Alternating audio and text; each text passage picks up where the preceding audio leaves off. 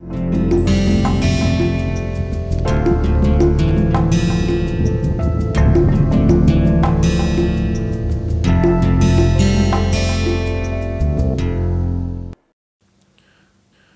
just continuing from the last lecture, where we are talking about how the transformation is more sustained, it requires some assertion of will or at least a decision to transform, and it requires a continuous hammering vis-a-vis change which is temporary and just keeps happening in the pressure of external circumstances. How the basic needs for harmony, how the uh, stepping out of self in empathy, how the need can create a will, but will can in itself decide how to act and behave, and this in turn forms a huge feedback loop. So, what and who decides to transform and who decides to continue depends on that those moments of cognitive dissonance where people need some release either through buffers which can give them a comfort and just decrease the pressure, or people who suffer intense pain and conflictual pressure and decide to step out of themselves and really move on to do it. So, in this next half an hour, we will try to just look at the whole thing, and maybe by this time you would have already, and we ended up with, I asked you to look at whether resilience is good to transformation or it is bad. We can discuss it in our discussion session. So, this is just a hypothetical thing, World Wide Web. So, this is the world, this is you, brain, body and mind, and this is the interface, whether this is real or notional. We talked about this. The interface is real or it is your mind which is creating that meaning which is the source of this interface. So, you are moved with thought, but as the thought progressed and we did not see the world changing. So, we again went back to what is the basis of us, emotion. We know all this, we have seen it. Play interestingly is considered as a primary emotion by some, and secondary guilt, shame, violence, agitation, maybe love. So, where lust is a primary emotion, love is a higher complex emotion. So, people want to handle this without handling this. This is a cartoon. Any guess what it is depicting? It is depicting I can feel your pain. Empathy can also be a trigger for transformation. So, it is not only a reverse thing that empathy sends a need for altruism and sacrifice which is inbuilt in brain. We have just discussed it in the last lecture. As man has accrued violence, it has also accrued altruism. So, when somebody sees somebody in pain, they want to do something, and that can also be a trigger of transformation, as it happened with him. We all know him. He was kept in a very protected environment, because when he was born, some astrologer said he will become a Chakravarti Samrat, an emperor, all conqueror emperor, or he will become a sannyasi, ascetic. So, his father took care that he does not get to see the miseries of life, and he was kept in all comfort and married. But one day Buddha saw a old man, death and some ill person, and that night he left to find out the meaning of life. Now, this is the story, part history, part myth. But look at it, he was 29 or 30 when he left home. It is very unlikely that he would not have seen any misery or death or old age around him. I mean, no amount of seclusion would have been possible to, he was otherwise a healthy young man. But that day when he saw, the whole thing changed. So, there must have been maybe what we were talking, that this triggered the whole thing, which made him push himself to go and find out the answers, and then obviously he came back and taught people.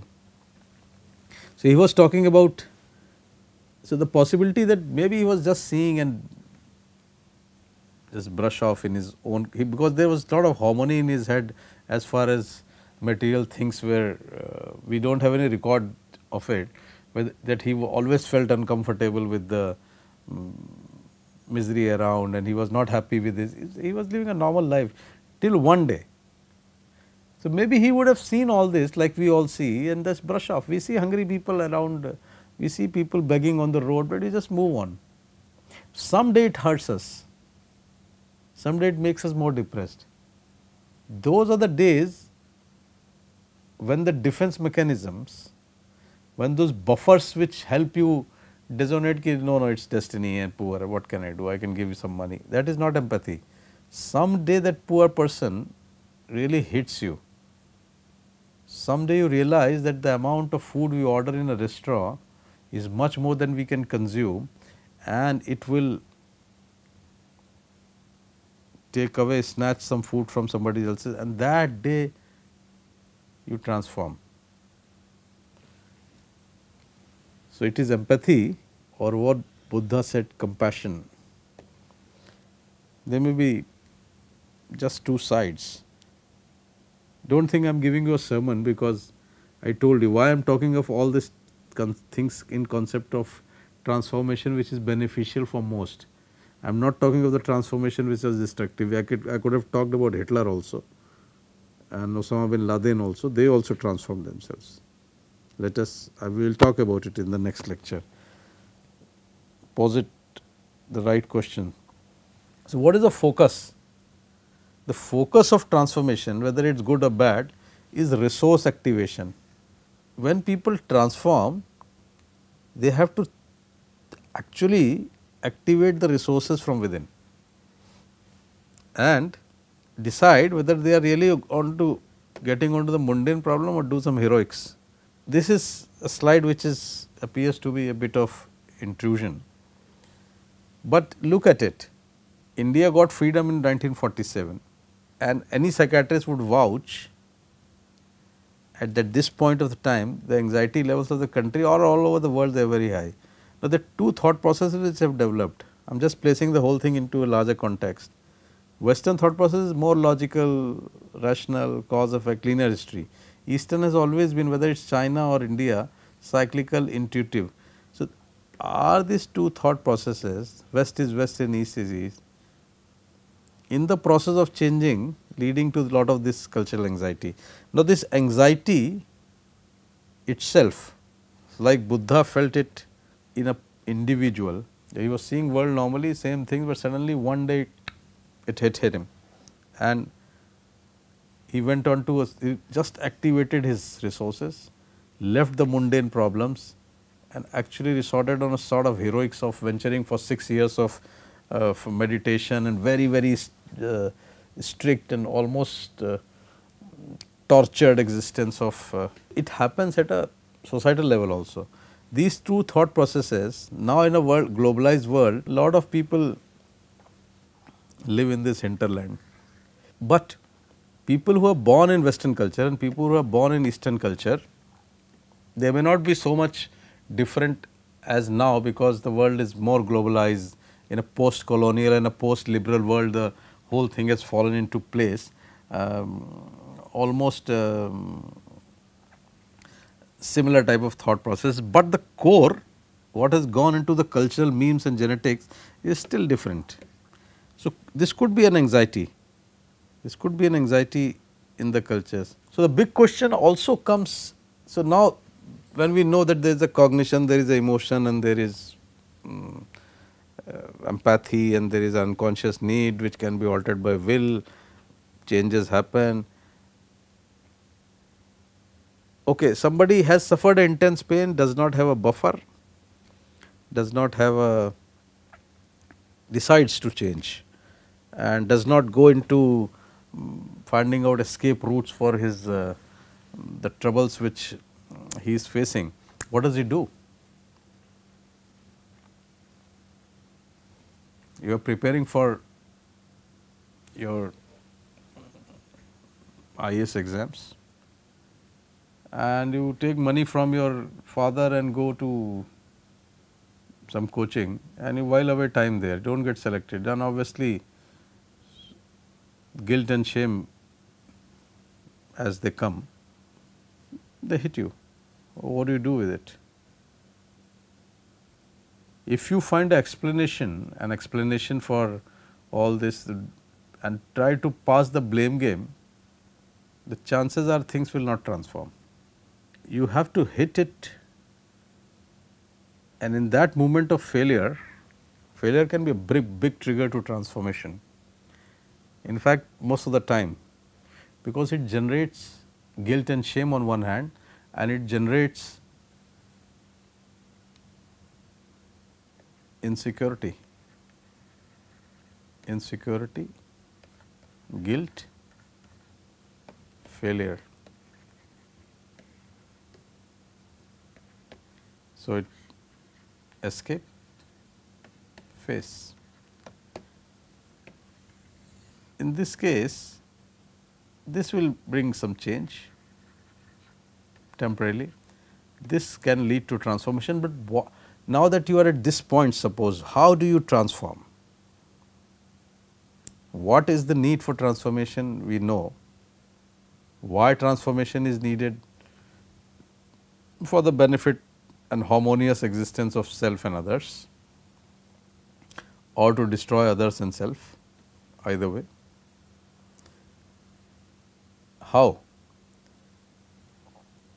Whether this capacity of changing, of like if you remember, we were talking about a story making, this short bursts of anecdotes are woven into a story.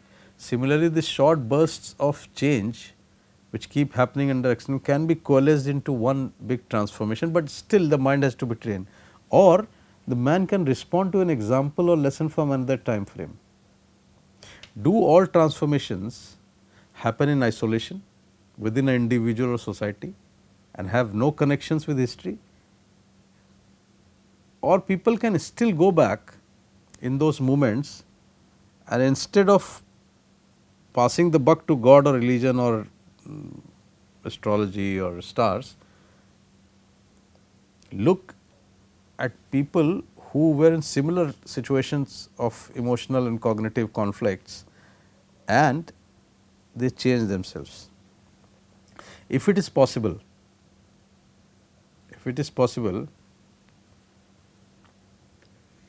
then the moral issues can be separated from the context. That means that if somebody at some point of time has transformed himself and has a model which can be examined and not only examined, practiced in our time, in our life, then whether it was right, wrong, good, bad is a contextual thing. So, it should be separated from the context, because that right, wrong, good, bad would have been the impact. But if the process was right, then the chances of that process becoming apt in some situation, that possibility is very high. So, it is the more about the process, and that process I think can be learned from anybody. Again, like you have, like if you are at a point where you want to change and your mind, you have been escapist, but you said no, I do not want to escape and I want to transform myself. And so, what will you look at, transform into what and how? You will look at whatever conditioning has gone into your head, but history is also part of your conditioning. You can look at people who have successfully handled it. When I am saying successfully, it does not mean that everything what they did was successful. They would have been successful in whatever mode they wanted. So, again when I say versus, I am not saying I am not pitting it against. There is a corporate style which has emerged in life these days. A corporate style is PowerPoints, how to laugh, how to parent, how to do this, how to do that, how to bring an inner transformation, how to do this managerial thing, leadership. So, there is so much of it, but sometimes I doubt it whether all that which is being done has a real intent of transformation, or it is a change which they want, incremental change. So, a change can appear as transformation over time by being incremental change, small changes, but these changes have a risk. Their goals are different, more success oriented, whereas this may require inner change in cognitive emotional framework. So, here we take almost a diversion, a fork. We have talked about the societal changes, but here we are talking about taking corporate style change, incremental changes, materialistically oriented, gain oriented, forget that. We are talking about individual transformation. Now, this Indian style perfectly suits this inner transformation, which is more sustained and may change this, and that is the narrative, the story, and there is a wisdom in the story.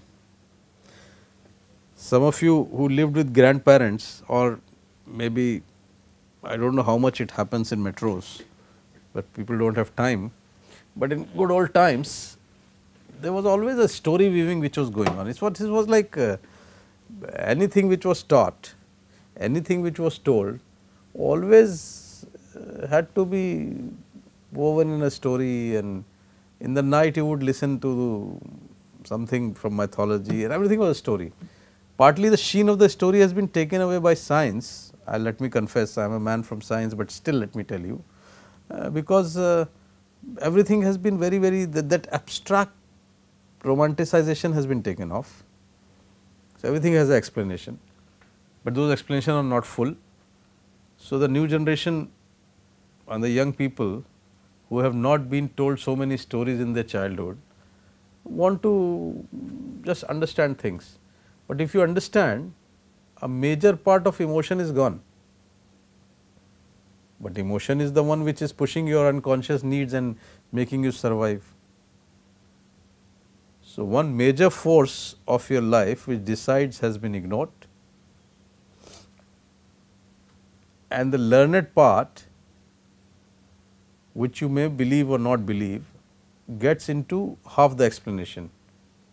So, you are living like giving a huge gap of not handling your emotions, and that is the crux of the misery, and that is what is required in transformation. So, Indian style was, look at a lot of Sufis, they have anecdotes. Buddha used to keep telling stories. Modern age gurus, whether they have a borrowed knowledge, will still keep telling stories. Everyone wants to tell a story, whether you are a storyteller or not is a different issue. So, one part of the story was biography. So, biography of people who you think, Krishna, Buddha, Tagore had a romanticism, Gandhi was like a yogi, but the belief that one can really transform at whatever level of your life. It is not like for a student or in relationship or public behavior, or our India seems to be transforming, but whether people are really transforming under the dynamic leadership of our Prime Minister right now is next 10 years will tell.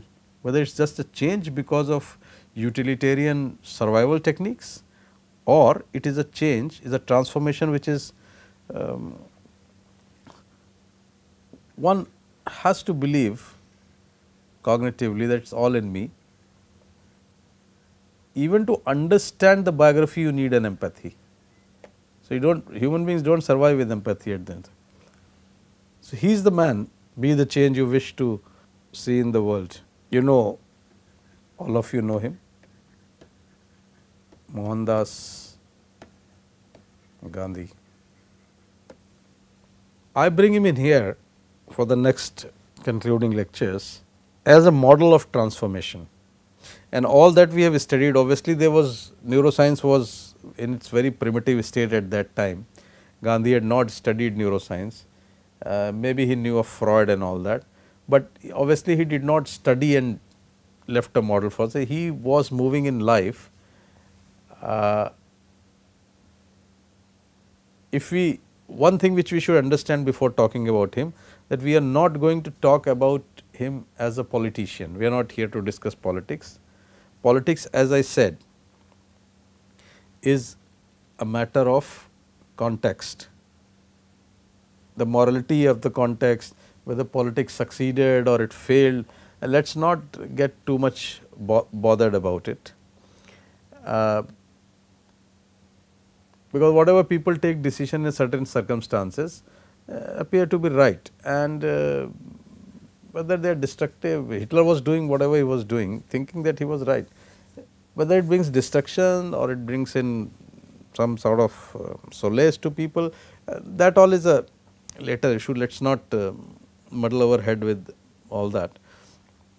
So, we are not going to talk about politics, we are going to talk about the man, Gandhi the man, and I have my reasons for it, which I will try to put forward.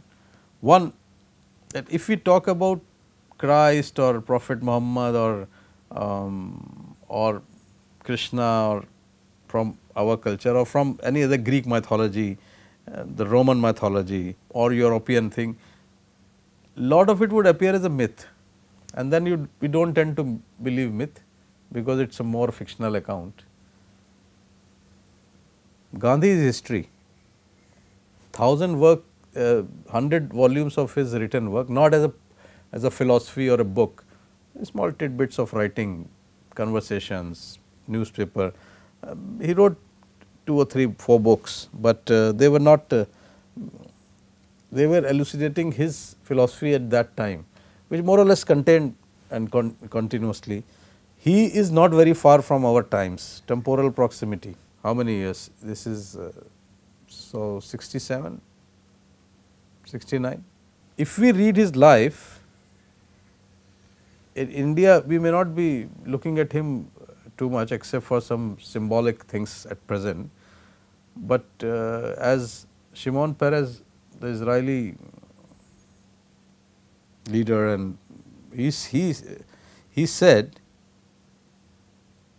that Gandhi belongs to future, and every Nobel laureate for peace almost invokes him.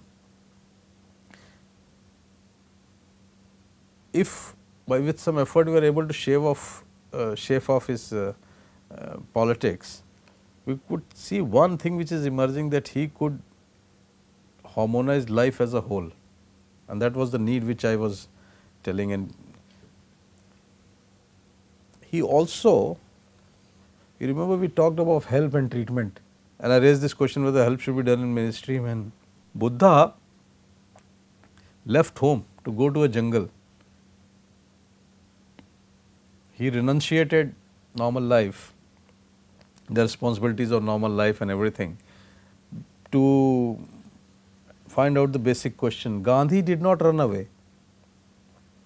He was like an open book in the heat and dust of life. He remained a politician.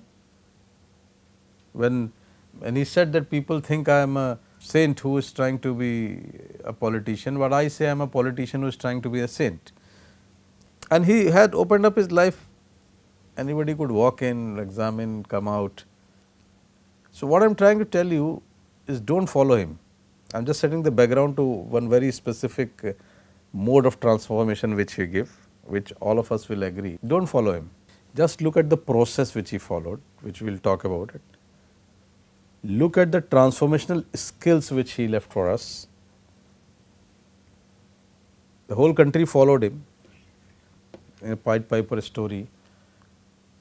The question which you have to answer is, was he different? Did he have a different genetic makeup? We have no proof. He was like all of us. He had his own share of emotional outbursts, he has his own share of it. So, he just did not change. The change triggered, but if you examine his life with some objectivity, what you will find that all this change were a conscious effort that gives credence to existence of will, as it gives credence in the case of a sports person who troubles his body to achieve, the girl who had gone up, the pain which scientists suffer sitting in a lab, anything, a disabled child is struggling to run, all that brings in will. And that is where Gandhi is important, because what he did was this, developing to transformational skills and harmonizing the life as a whole. This is his premise. This is what Gandhi stood for: ahimsa, dispossession, fearlessness, persistence, turning loss to opportunity, honesty, truth and accountability. We all have this little bit in our, but whether we develop it or not, or whether we transform ourselves in not, this is the big question. And above all, he was a master of empathy, human concern. So, he had expanded his consciousness through choosing to be connected to all, and that was a matter of his will and not a matter of just unconscious pressure. Two words which have been mentioned about Gandhi is actuality and mutuality, but we will continue Gandhi in the last two lectures, because it is important. I am just taking as a model, there are other people also, but if you look at this process as in its premise, one thing, concern for everybody, harmonized life and connected to the last man in the context of his country. He wanted to connect to the whole world. So, we will end at this and then we will continue talking about Gandhi in the next lecture. Thank you.